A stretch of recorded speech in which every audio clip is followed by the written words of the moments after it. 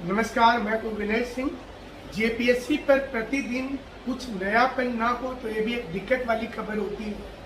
कल शाम को हमने बताया था आपको कि 7th to 10th जेपीएससी जो है इस पर कॉपी चेक हो ही गई है लगभग, और कोर्ट में भी मामला चला गया जिसमें कोर्ट ने पूछा था कि क्या जो BC1 BC2 में 15 गुना रिजल्ट से ज़्यादा रिजल्ट हुआ है और क्या जनरल का रिजल्ट कम हुआ है। मई के दूसरे सप्ताह में इस पर सुनवाई होगी, लेकिन इसी बीच में जेपीएससी के मन में क्या चल रहा है तो इस पर आज हम प्रकाश डालेंगे, बताएंगे आपको कि जेपीएससी क्या चाहती है। जेपीएससी क्या छठी जेपीएससी के रास्ते और नक्शे पर चलना चाहती है?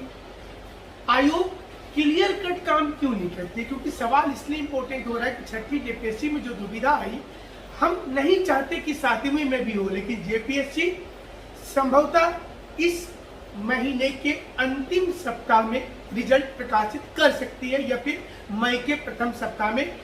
किसी भी हालत में जेपीएससी चाहती है कि 15 मई के पहले वह इंटरव्यू कंडक्ट कर ले, 15 मई के पहले इंटरव्यू कंडक्ट कर ले।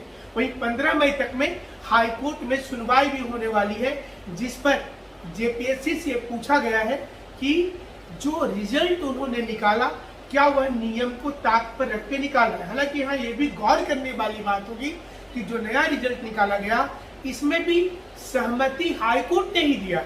हाईकोर्ट ने बोला था कि आप नया रिजल्ट निकाल सकते हैं। तो बहुत सी चीजें ऐसी होती है। छठी जेपीएससी में देखिए, रिजल्ट निकालने के लिए हाईकोर्ट ने ही बोला था और बाद में हाईकोर्ट ने बोला कि नहीं, हिंदी अंग्रेजी का नंबर जोड़ना गलत था। ये सोचने में 2 साल से ऊपर का वक्त लगा। इसके साथ साथ हाईकोर्ट ने यह भी माना कि 40% इंडिविजुअल नंबर लाना जरूरी था। तो ये तमाम चीजें जो है झारखंड में हो जाती हैं, किसी को पता तक नहीं चलता। पता किसे चलता है? जो भुक्तभोगी होते हैं। वैसे स्टूडेंट जो तैयारी करते हैं, तैयारी करने के बाद जिनके ऊपर ये बीतता है।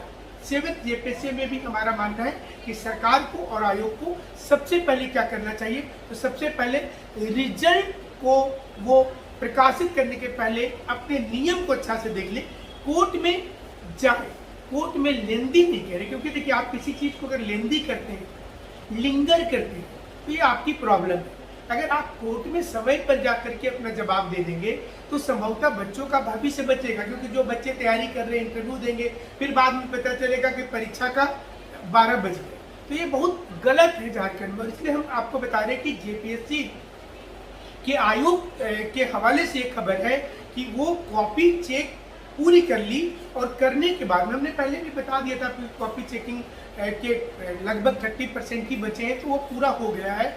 और अब जेपीएससी इस मंथ के एंड तक में रिजल्ट प्रकाशित कर देगी। जेपीएससी रिजल्ट प्रकाशित करने वाली है। जेपीएससी का रिजल्ट आते साथ इंटरव्यू का डेट आ जाएगा। तो जेपीएससी ये नहीं चाहती है कि हम रिजल्ट आने के बाद एक लंबा समय दे स्टूडेंट को। ये चाहती नहीं है। क्यों नहीं चाहती है? क्योंकि जेपीएससी को ऐसा लगता है कि अगर हम लंबा समय दे देंगे तो ये दिक्कत का बात होगा और इससे बहुत बड़ी दिक्कत भी आ सकती है। इसलिए जेपीएससी चाह रही है कि जल्दी जल्दी हम अपना काम पूरा करें। एक बार ये रिजल्ट प्रक्रिया आ जाए, इसके बाद थोड़ी नियमावली को परिवर्तित किया जाएगा। जो फॉल्ट 7th से लेकर 10th जेपीएससी के बीच वाले नियमावली में है, इसको पूरा करने के बाद 11th जेपीएससी पर फोकस किया जाएगा। और ये दिलो दिमाग में लोगों का होगा कि 11th जेपीएससी कब आएगा, कैसे होगा। फिलहाल ये तो आयोग का मसला है, लेकिन आपको क्या करना है कि अपनी तैयारी जारी रखें। आप अपना तैयारी कैसे जारी रखेंगे?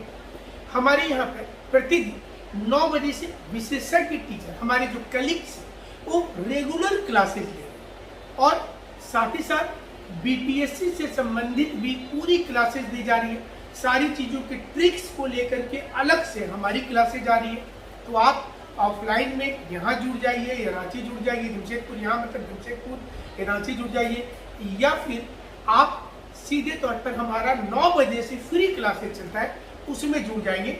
जिसमें एक पहली बार ऐसा हो रहा है कि झारखंड विषय के लिए 3 विशेषज्ञ टीचर आपको क्लासेस रेगुलर कंटिन्यूटी में 9 से लेकर के 12 बजे तक आपको लगातार क्लासेस मिलता रहेगा, सारी चीजें मिलती रहेंगी।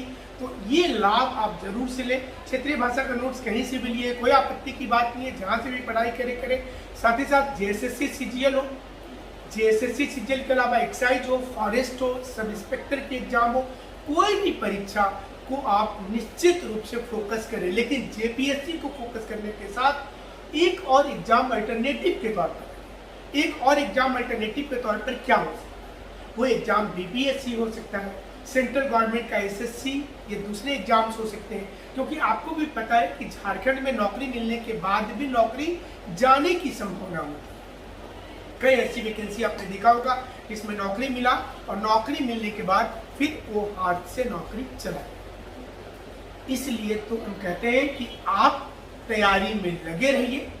झारखंड में झारखंड लोक सेवा आयोग के ऊपर जब जब बात होती है तो आप जरूर सोचिए नियमावली दुरुस्त करने की। एक बार ये नियम अच्छा हो जाए, आपकी समस्या समाप्त हो जाएगी, इसके बाद कोई आपको डिगा नहीं सकता। हमारे साथ आप जुड़े रहिएगा। जुड़ने के लिए बहुत बहुत शुक्रिया, बहुत बहुत धन्यवाद।